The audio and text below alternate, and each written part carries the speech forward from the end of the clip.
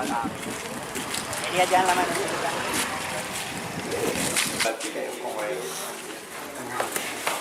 මං ඉස්සරහට කිව්වේ ඒක කියන්නේ මේ අත්‍යවශ්‍ය වයර් ටික හරි ඉස්සරහට අපිට ලැබුණොත් ඒ ඔක්කොම දෙන අඩුවන්නේ.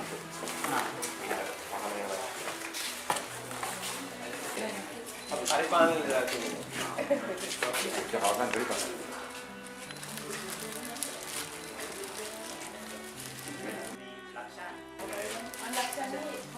ඒක සල්ලි දෙයි. ඔය සල්ලි. ඒක නම් මෙතන දෙන්නක් ගන්නවා. සල්ලි බාර ගන්න බෑ.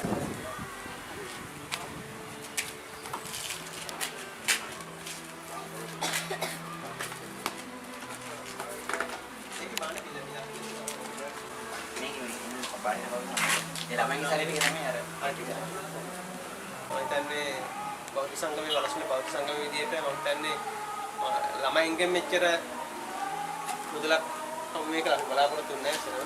මොකද ඔයගොල්ලෝ පොඩි සල්ලිත් එකතු කරලා මොකද ළමයි කියලා කියන්නේ මේ සල්ලි හැම කරන අය නේ අන්තිම දෙමාපියන්ගෙන් තමයි ගන්න වෙන්නේ.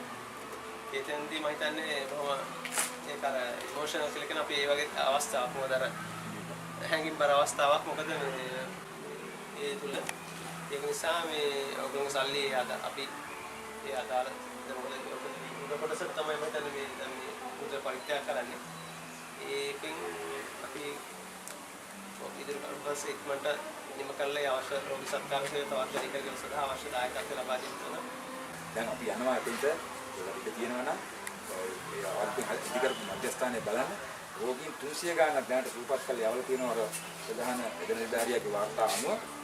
ඒ වගේම රෝගීන් දසදහස් ගානක් ලංකාවේ විතරක් නෙවෙයි විදේශගත රෝගීන් පවා මේ ස්ථානයේ ඇති අනුතරකටපත් වුණා දසලයකටපත් වුණොත් මේක තමයි අතුරු කරන්නේ. ඒක ලෝකයේ වෙනුම් විවෘත කෙරෙකුට අනුව.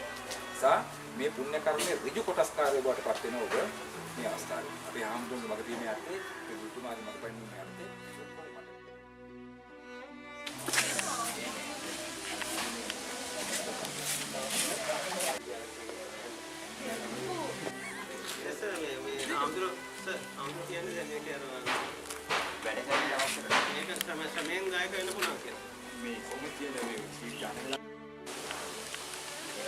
අපිට හැම දවසක කියන්නේ වෙලා සිටිට කිව්වම ළමයි 10 15 පුළුවන්. ඔව්. උදාහරණ කරගත්තොත් තමයි දවස් 3-4 කරන එක දවස් 3 කරගන්න පුළුවන්. කියන්නේ මේ විදිහට මැදිහත් වෙනවා කියන්නේ. කොයි ළමයි ආවත් කවුරු ආවත් මොකක් හරි කරලා ඉක්මනට මාරු වෙන්නේ නැහැ බලන්න. නෑ අපේ දැන් මෙතන වැඩ තියෙනවා. කොයලා ළමයි කරන්නේ. මාස්ටර්. ඒක මොකක් හරි කරලා මාරු වෙනවා.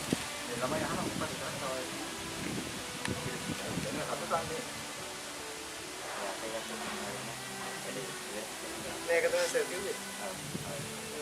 මේක එතන පොඩි වෙනසක් වෙනවා කියලා. මේ ආසත් වෙනස්ලා දෙන්නේ. අපි එන්න මෙන්න